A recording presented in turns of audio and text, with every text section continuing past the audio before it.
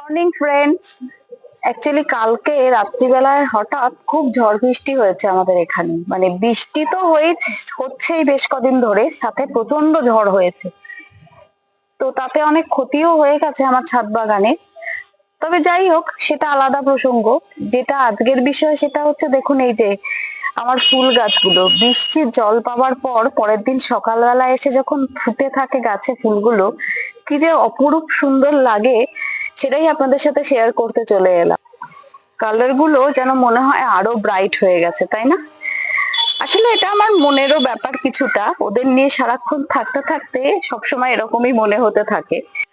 তবে এই যে এই লাল ব্যাঙ্গালোর ভ্যারাইটির জবাটা আজকে প্রথম ফুটলো বৃষ্টির পর আমার বাগানে। কালারটা জাস্ট দেখুন, লাল, মানে এত দুর্দান্ত লাল কালারের জবা আমার বাগানে কিন্তু এর আগে কখনো হয়নি। আর তার পাশেই এই হলুদ জিনিয়া গুলো একসাথে কি দুর্দান্ত লাগছে, তাই না? প্লাস এই যে চাইনিজ গাঁদা গুলো দেখুন, এরাই বা কম যায় কিসে।